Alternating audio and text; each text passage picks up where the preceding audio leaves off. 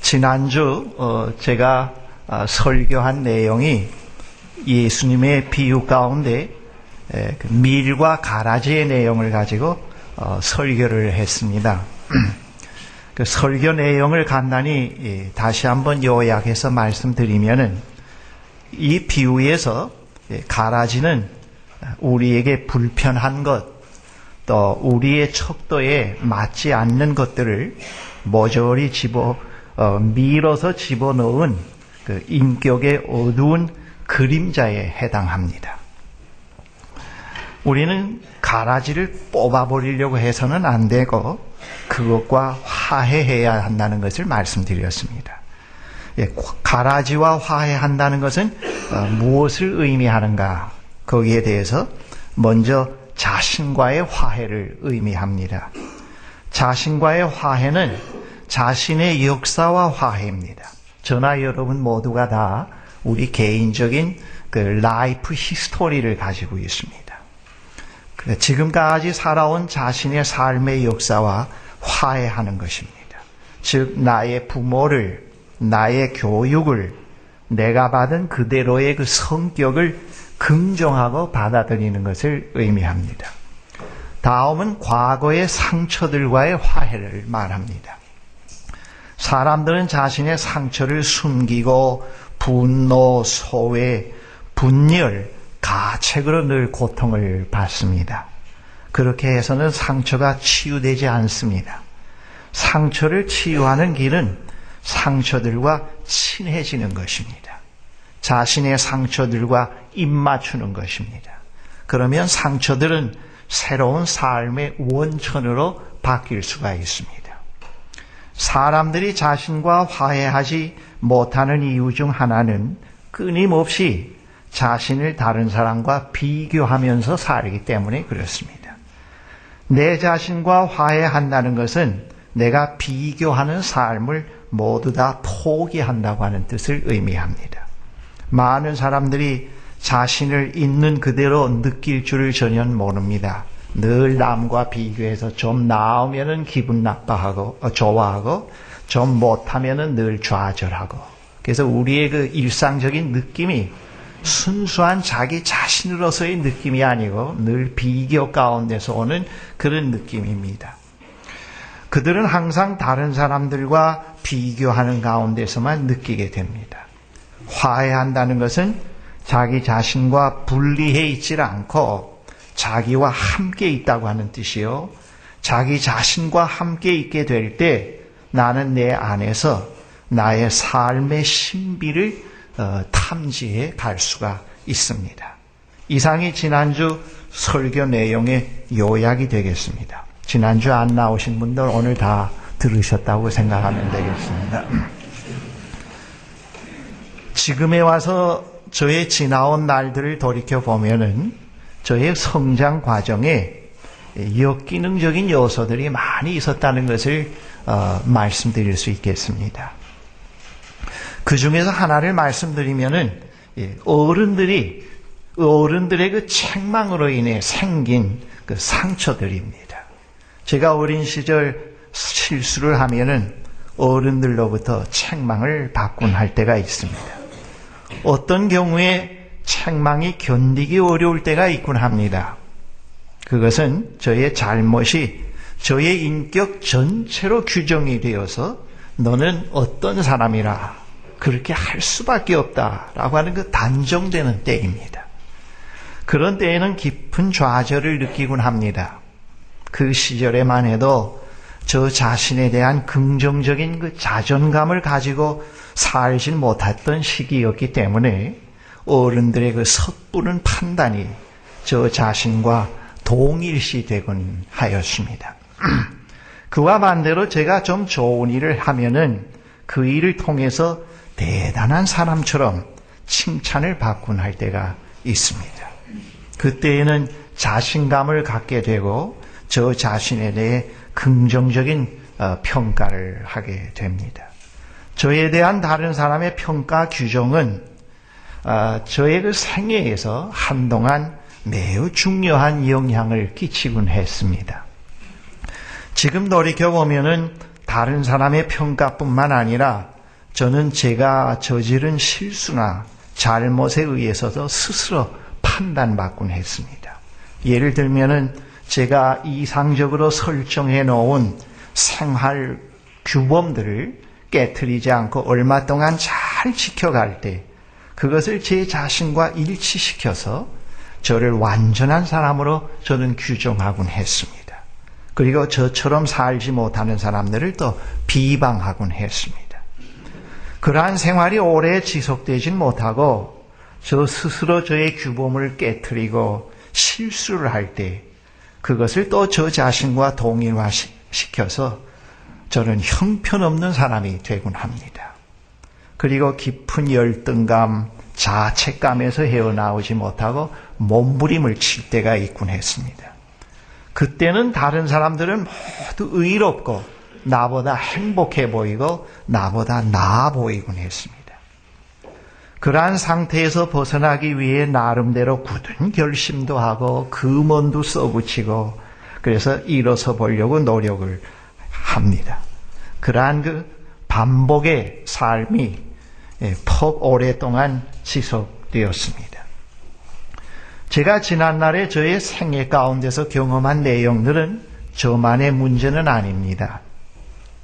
도덕적으로, 종교적으로 다른 사람보다 좀 더 낮게 살아보고자 하는 사람들이라고 하면은 누구나 경험할 수 있는 일들입니다. 자기 자신에 대해 바른 이해를 가지고 사는 사람들이 그렇게 많지 않습니다. 많은 사람들이 자신을 어떻게 대하며 받아들여야 할지를 몰라서 갈등하며 고민합니다. 인간은 다른 피조물과는 달리 다른 사람과의 관계도 중요합니다. 그러나 그것보다 더 중요한 것은 자기 자신과의 관계입니다. 영성생활은 인간이 하나님과의 관계인 동시에 자기 자신과의 관계입니다. 자기 자신과 화해 없이 하나님과 화해가 어렵고 하나님과 화해 없이 자신과 화해 역시 힘듭니다. 사람들이 자신에 대한 평가 규정을 자신 스스로 하지 못하고 다른 사람이나 그의 행동에 의해 영향을 쉽게 받습니다. 다른 사람이 나를 좋은 사람이라고 하면 나는 곧 좋은 사람이고 기분이 좋습니다. 나쁜 사람이라고 하면 나는 깊은 절망 가운데 빠집니다. 내가 한 일이 다른 사람에게 칭찬을 받으면 그 칭찬이 곧 자기 자신이 됩니다. 그렇지 않고 그 일로 인해 비난을 받거나 비판을 받게 되면 분개하고 좌절을 합니다. 받아들이지 못합니다. 사람들이 외적 요인에 의해 자신을 규정하고 영향을 받게 되는 것은 다른 사람으로부터 그리고 자신의 실수로부터 침해받지 않는 자기만의 그 내적 자유의 공간을 발견해 갖고 있지 못하기 때문에 그렇습니다. 그의 실존 자체가 타율에 의해서 규정되고 영향받고 살기 때문에 삶이 매우 피곤하고 마음의 평강을 지니지 못하고 살아갑니다. 신앙을 가진 사람들조차 그러한 공간이 없기 때문에 그들의 신앙은 감정의 변화와 함께 아침 저녁 편차가 매우 심합니다. 경건하게 이상하는 대로 죄를 얼마 동안 짓지 않고 선하게 살아가려고 하는 특히 그러한 그 기독교인의 경우는 자기가 정해놓은 신앙의 규범을 잘 지켜나갈 때는 안정도 있고 믿음도 있는 것처럼 스스로 자기가 느낍니다. 그 정도면 어떤 시험이나 유혹도 이길 수 있을 것 같은 자신감이 있습니다. 그러다가 그가 이상하는 방향대로 살지 못하고 실수 또는 잘못, 죄를 짓게 될 때 그 기반은 완전히 무너져 내리곤 합니다. 그래서 하나님도 하나님을 믿는 신앙이 다 소멸되곤 하는 것을 볼 수가 있습니다. 그의 상처, 그의 실수, 그의 죄가 그런 경우에는 곧 자기 자신이 됩니다. 그래서 나는 나의 상처며 나는 악마며 나는 추한 인간이며 나는 나쁜 사람이라고 스스로 단정을 해버립니다. 특별히 보수신앙을 가진 사람 경우에 경건의 삶을 무조건 강요당한 사람의 경우에는 그런 경우가 많습니다. 한순간에 의인이며 선한 사람인 나는 안개처럼 사라져버리고 깊은 절망의 나락으로 떨어져 버립니다. 그러한 사람에게 신앙생활의 진보는 없고 반복해서 자신의 자아만을 맴도는 악순환만 있습니다. 10년 믿었다, 5년 믿었다가 거의 그런 악순환의 연속입니다. 그러한 사람이 자기가 믿음이 있고 든든하다고 생각할 때는 다른 사람이 그렇게 인정해 주든가 아니면 자기가 이상하는 수준의 삶을 갈 때에만 그렇습니다. 어디까지나 자기 중심적인 기준에서 내린 평가입니다. 오늘 본문에서 우리는 너무나 희망적인 복음을 듣습니다. 우리가 다른 사람의 칭찬, 인정, 비방, 자신의 실수, 죄, 상처, 업적에 의해서 규정되지 않을 뿐만 아니라 그러한 것들에 의해서도 영향을 받지 않을 수 있는 자유로운 영적 공간을 발견할 수 있는 희망의 복음인 것입니다. 이 본문은 매우 중요합니다. 사람이면 누구에게나 그 자신에게 부정적인 생애의 역사, 다른 사람에게 드러낼 수 없는 상처, 알려지면 체면이 손상되는 실수, 다른 사람을 실망시킬 수 있는 끊지 못하고 있는 부끄러운 습관들이 있습니다. 숨겨진 것들이. 그럼에도 불구하고 지금 이 순간 내가 내 자신을 용납하고 사랑할 수 있는 분명한 이유가 있다 그겁니다. 오늘 본문에서. 그럼에도 불구하고 내가 내 자신을 완전히 받아들일 수 있는 근거가 있다. 준거가 있다. 그걸 오늘 본문에서 말씀합니다. 그 준거는 나의 이상이나 다른 사람의 평가에 있는 것이 아니라 하나님께로부터 온 것이다 하는 것을 말씀하고 있습니다. 하나님께서는 아직 내가 죄인으로 있을 때 나를 의롭다고 하시고 하나님과 화평을 누리며 살 수 있는 길을 열어놓으셨습니다. 뿐만 아니라 나를 저주의 자리에서 나오게 하시고 하나님의 영광의 자리에 이르게 될 소망의 사람이 되게 하셨습니다. 현재 나는 전적으로 하나님에 의해서 규정됩니다. 타에 의해서 규정된 게 아니고 내가 한 행동에 의해서 규정된 게 아니고 하나님은 나를 멸망의 자녀로 규정하지 않으시고 나의 삶의 최종적인 목적지를 하나님의 보좌에 초대된 사람으로 바꾸어 놓으셨다고 하는 것을 오늘 본문에서 말씀하고 있습니다. 이거 굉장히 놀라운 복음입니다. 이 본문에 기초하면은 현재 나는 하나님에 의해 용서되고 받아들여지고 화해되고 계속 치유되어 가고 있고 상실한 것을 보상받아가고 있는 나라고 하는 겁니다. 그런 나로 보여주고 있습니다. 나의 미래는 지옥이 아니며 하나님의 영광의 보좌입니다. 이러한 희망의 새 삶은 예수 그리스도를 통해서 하나님께서 나에게 값없이 주신 선물입니다. 우리는 예수 안에서 그 어떤 외적인 것들로부터 침해받지 않을 수 있는 자유의 공간을 그래서 발견하게 됩니다. 나는 그 공간에서 나의 그림자를 잘라낸 내가 아닌 그림자를 그대로 가지고 있는 나를 만나게 됩니다. 거기서 나는 하나님의 은혜 안에 있는 나입니다. 잘못된 습관도 있고 상처도 있고 비밀스러운 것들이 다 있긴 있는데도 불구하고 그전에는 내 이상으로 어떤 완벽한 경건주의로 그것을 다 잘라내고 뽑아버리려고 가라지를 뽑아버리려고 그렇게 노력을 했고 갈등하고 있었는데 그런데 깨닫고 보니까 그런 내가 이미 하나님에 의해서 용서받았고 받아들여지고 화해되고 있고 계속 치유되어 가고 성장 과정에서 상실한 모든 것들을 계속 보상받아 가고 있다는 사실을 새롭게 깨닫는다 그겁니다. 그렇게 될 때 우리에게는 나에 의해서 마련되지 않은 새로운 자유의 공간이 생겨나게 됩니다. 내가 내 자신으로 설 수 있는 그런 공간이 생겨나게 된다 그겁니다. 나는 그 공간에서 나의 분노, 나의 두려움, 나의 죄, 나의 실수, 나의 상처를 숨기거나 판단할 필요가 없습니다. 그냥 그저 바라보면 됩니다. 나에게는 상처가 있습니다.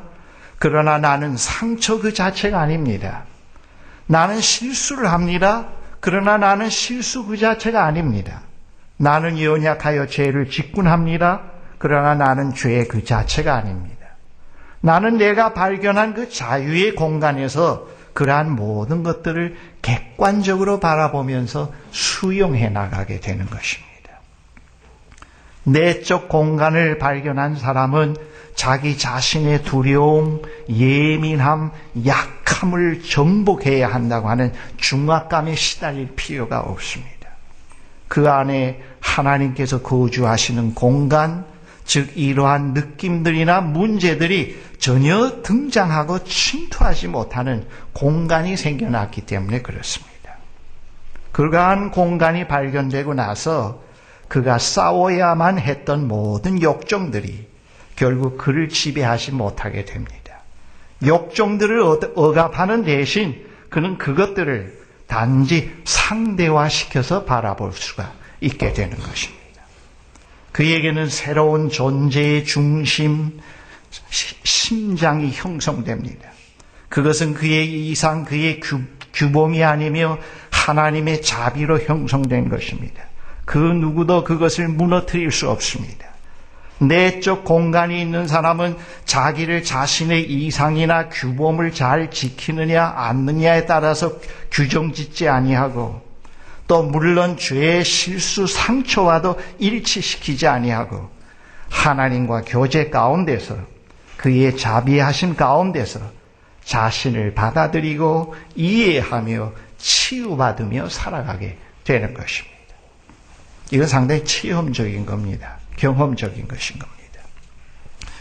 여러분 가운데 그전에는 예수 잘 믿는다고 하면서도 죄를 지으면 한 번에 다 무너져 내리고 조그마한 실수 하나로 인격 전체가 붕괴되고 또 조그마한 믿음의 어떤 의 하나로 또 굉장히 또 상승되고 늘 그것 전체가 나를 지배하고 다스렸다고 합시다.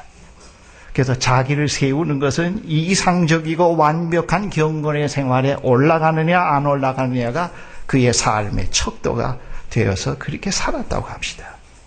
그런데 어느 날 그가 하나님의 말씀을 읽는 가운데서 그것이 아니라는 걸 깨닫게 됐습니다. 자기의 의, 자기의 이상으로 자기가 가지고 있는 그 그림자 가라지를 뽑아버릴 수 없다고 하는 걸 깨닫게 되었습니다. 그건 자기의 일부분이라는 걸 알게 되었습니다. 자기는 그것을 도저히 치울 수 없다는 걸 알았습니다. 그런데 놀라운 사실을 발견합니다. 그런데 하나님께서 자기를 용서하시고 하나님과 자기가 화해되어 있고 하나님께서 자기를 사랑하고 계시고 그리고 하나님의 사랑 속에서 치유되어 가고 있고 또 미래의 하나님 보좌에 자기가 앉게 될 거라고 하는 새로운 소망을 그가 발견하게 되었습니다. 그러면서 자기를 긍정하고 받아들이기 시작을 했습니다. 그 후부터 그의 삶은 그의 이상으로 강요된 삶이 아니고 전적으로 하나님의 은혜로 살아가는 삶입니다. 하나님, 이렇게 어두운 부분이 나임에도 불구하고 받아주셨고 계속 치유해 가시고 나에게 이런 소망을 주신 데 대해서 감사합니다. 그전엔 조그만 실수를 했을 때도 낙심을 하는데 그 이후부터는 조그만 실수를 했다 할지라도 객관적으로 바라봅니다. 예, 사탄아, 내가 나를 꼬이려고 그러지? 그거 하나를 가지고 나를 엎혀버리려고 그러지. 나는 다 하나님께로부터 용서받은 사람이란다. 그리고 하나님과 화해된 사람이란다. 그리고 하나님에 의해서 계속 치유되어 가고 있는 사람이란다. 그거 하나 가지고 나를 멸망시키려고 하지 마. 그리고 내가 갈 길은 저 지옥이 아니고 나는 저 천국을 향해서 가고 있는 새로운 운명의 사람이란다. 그게 자유의 공간입니다. 그전엔 그런 공간이 없었습니다. 그게 자유의 공간이에요. 그래서 그걸 객관화시켜 봅니다.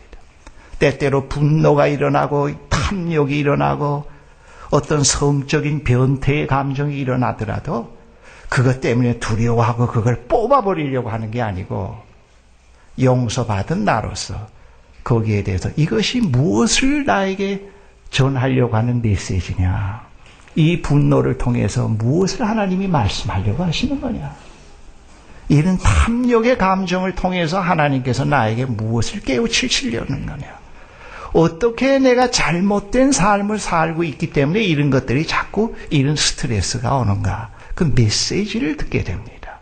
자유의 공간 속에서.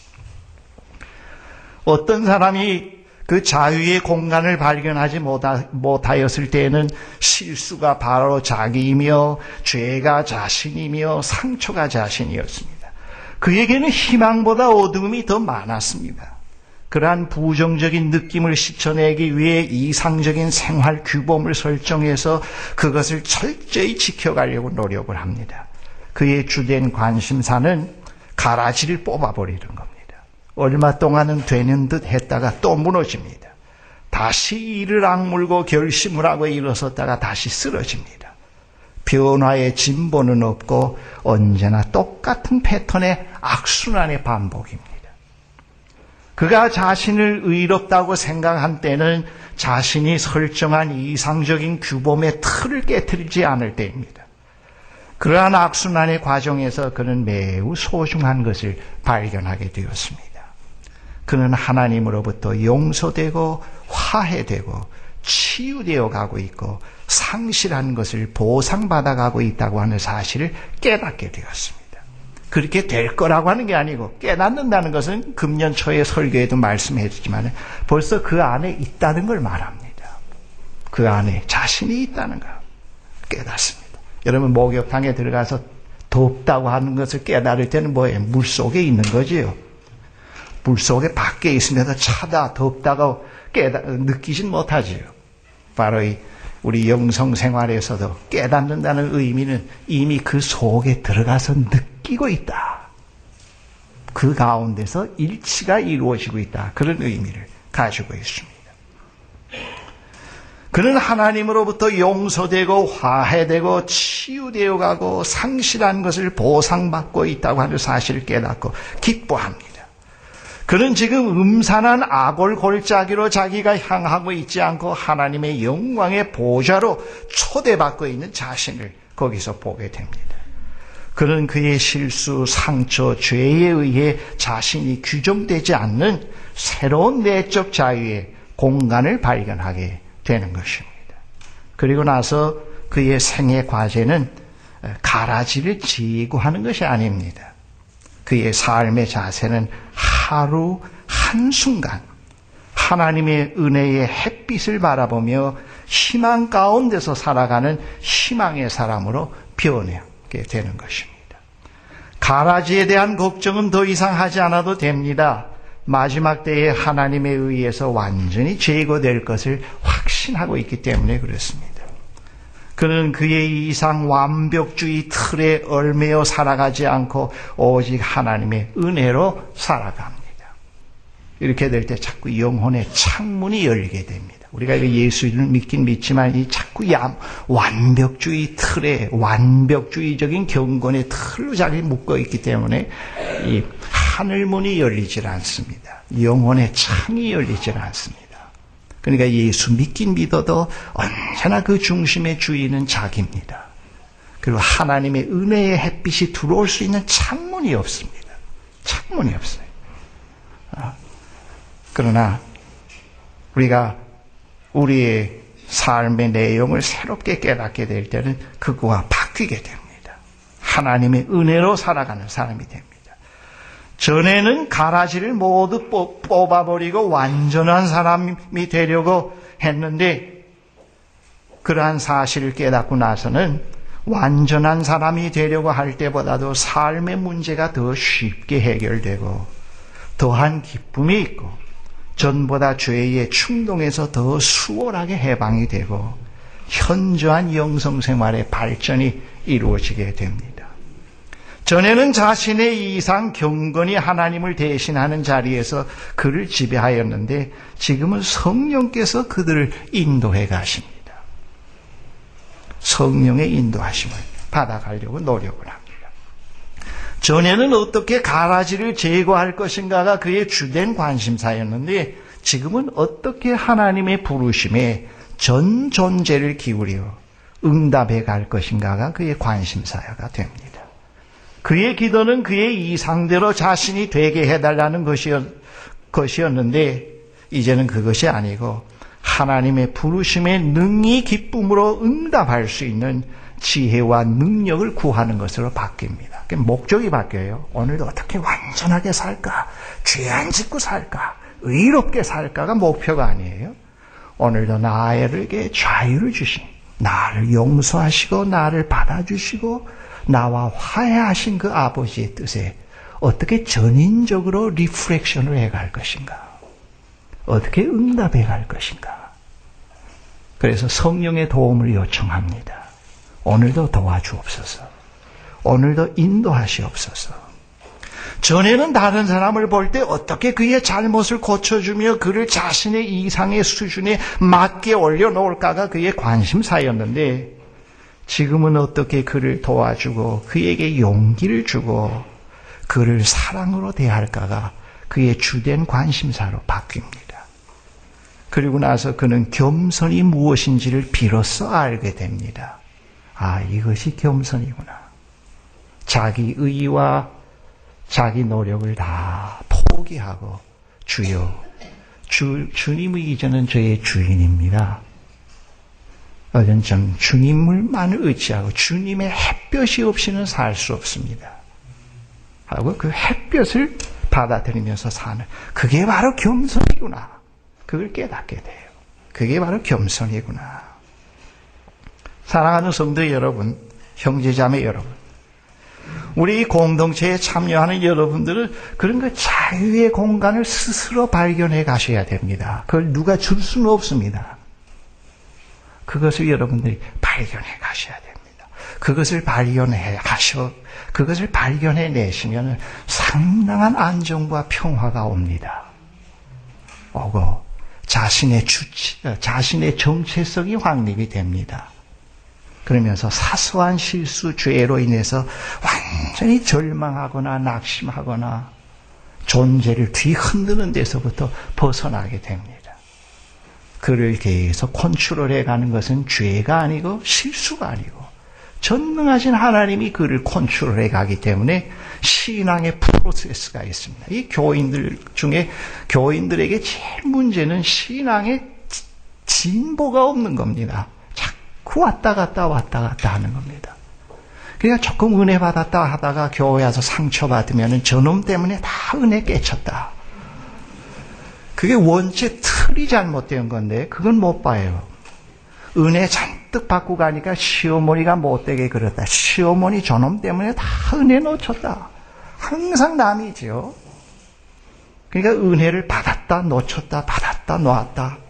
하나님이 들어왔다 나갔다 들어왔다 나갔다 그래요. 그러나 하나님이 한 번 우리를 용서하시고 하나님이 우리와 한 번 화해하시고 하나님이 우리를 한 번 받아주신 것은 실수 하나 때문에 취소되질 않습니다. 교인들이 그걸 몰라요. 죄를 지었기 때문에 그게 취소되질 않습니다. 절대로 그것을 취소시킬 수 있는 분이 하나님 이외에는 그 누구도 없습니다. 거기에서 신앙이 무너지지 않고 진행이 되게 되는 겁니다. 이거는 그런 것을 발견해야 됩니다. 그런 것을 여러분들이 찾아내야 됩니다. 그렇게 될 때 비로소 한 걸음 한 걸음 하나님과 함께 동행하는 영성의 생활이 이루어지기 시작을 합니다.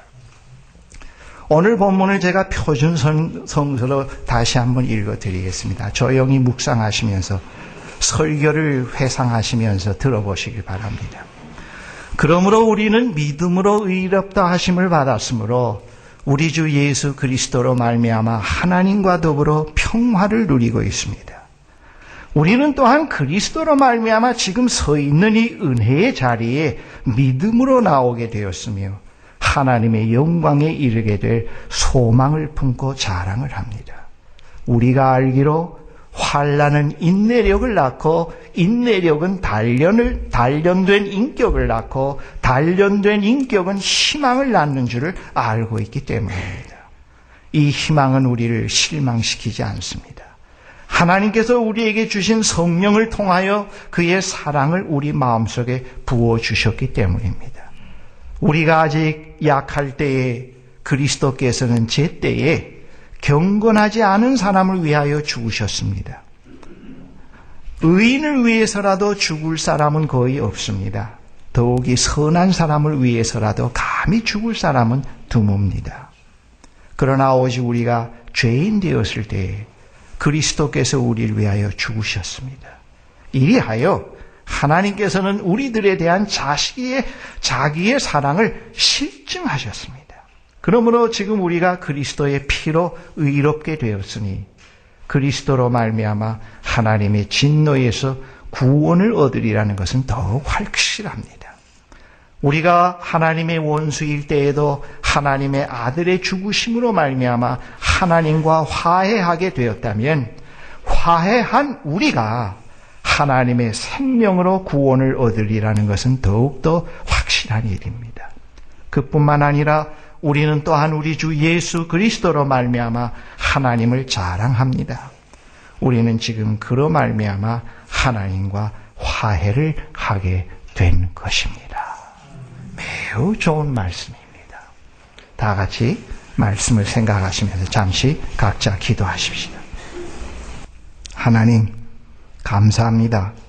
저희들이 아직 죄인 되었을 때에, 상처투성이었을 때에, 많은 어두운 그림자를 늘 달고 다닐 때에 우리를 하나님께서 죄 없다, 의롭다고 하시고 우리와 화해하시고 우리를 하나님의 자녀로 불러주신 것을 감사합니다. 이 크신 은혜를 우리의 마음 가운데 늘 간직할 수 있게 해주시옵소서. 우리의 삶이 전적으로 하나님의 은혜로 사는 삶이 되게 하시고 내 의나 내 이상적인 어떤 경건으로 살아가려고 하는 데서부터 벗어날 수 있게 도와주십시오. 그 어떤 것도 그리스도의 사랑에서 우리를 끊을 수 있는 것은 없습니다. 하나님, 이 자유의 삶의 공간을 늘 우리가 간직하면서 살 수 있도록 도와주시옵소서. 하나님 감사합니다.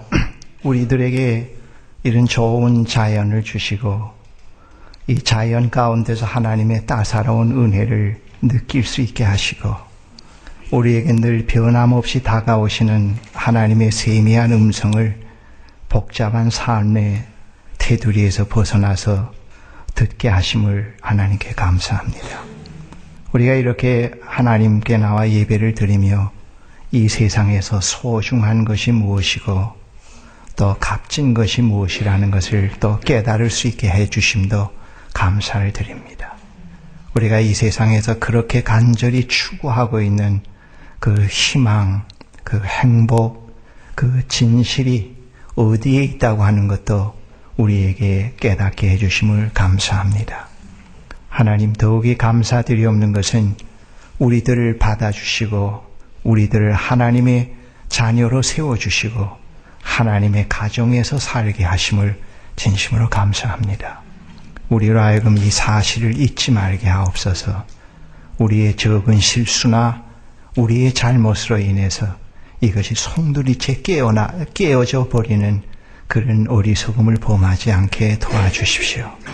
늘 하나님의 은혜를 구하며 우리와 함께 동행하며 우리의 곁에서 우리를 인도하시는 주의 인도하심을 늘 우리가 느끼며 살아가는 그런 믿음을 우리에게 주시옵기를 간절히 기도합니다. 특별히 하나님께 기도하는 것은 이한민 형제 형님 지금 병원에서 입원하셔 계시는데 하나님께서 중태라고 하는 그런 상태에 있다고 하는 그 형제의 병상을 찾아주시고 하나님의 능력으로 그 형제분을 일으켜 주시옵기를 기도합니다.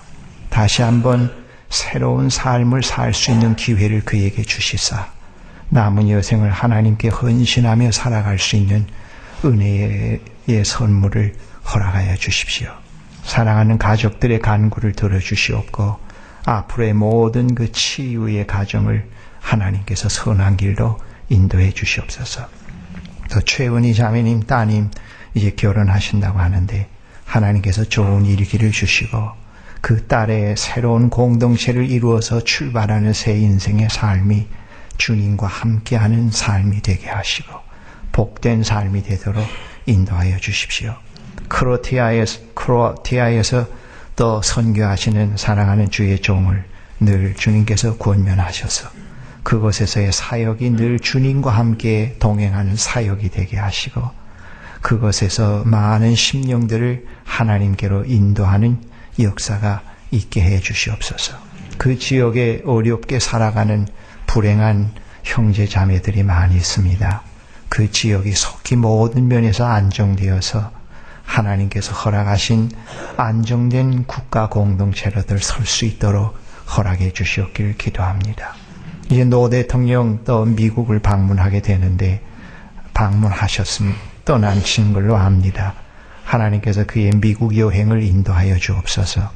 그에게 지혜를 주시고 한 나라의 국가 공동체의 지도자로서 바른 생각과 가치관과 확신을 갖게 하셔서 이번에 미국에 가서 모든 일들을 지혜롭게 잘 해결해 가게 하시고 그 모든 국민들이 다 희망을 갖는 방문이 될 수 있게 해주시옵기를 간절히 기도합니다.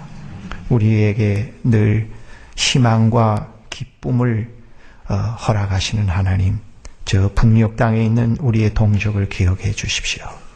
그곳에서도 봄이 오게 하시고 인간이 살 수 있는 그런 상황이 되게 하시고 지금 칠흑과 같은 수용소에서 울부짖는 그들의 절규를 하나님 들어주십시오. 아벨의 신원을 듣고 찾아오신 하나님, 그들의 신원을 듣고 응답하여 주시옵기를 간절히 기도합니다. 이 동남아시아 또 한반도가 유일한 분단 국가요, 2차 대전 이후에 유일한 그 잔재의 뿌리를 그대로 가지고 있습니다. 냉전의 뿌리를. 하나님, 이 나라를 다시 재형성시켜 주십시오. 그것은 주체 사상이나 다른 어떤 잘못된 것으로 형성이 되지 아니하고 정의와 공의와 희망이 있는 모든 백성들이 평화롭게 살 수 있는 국가 공동체로 재형성시켜 주시고 이 아세아에서뿐만 아니라 전 세계에서 다 흠모하는 그런 국가 공동체로 우리를 인도해 주시옵소서. 이 자리에 나오신 사랑하는 형제 자매들 가정에 늘 평강이 있게 하시고 특히 요즘과 같이 어려운 이런 상황에 하시는 일에 형통함이 있게 하시고 또 사랑하는 자녀들을 위해 주의 특별한 은총이 늘 함께해 주시고 특별히 5월에 이 달은 가정의 달이오니 가정들이 다시 한번 하나님의 형상을 본받은 가정으로 회복되는 역사들이 있게 해 주시옵소서. 하나님께서 언제나 우리의 간구를 들어주시고 좋은 것으로 우리에게 인도하시는 하나님임을 우리가 다시 한번 체험합니다. 앞으로 영성센터 걸린 모든 과정과 일정을 하나님께서 인도하여 주시옵소서.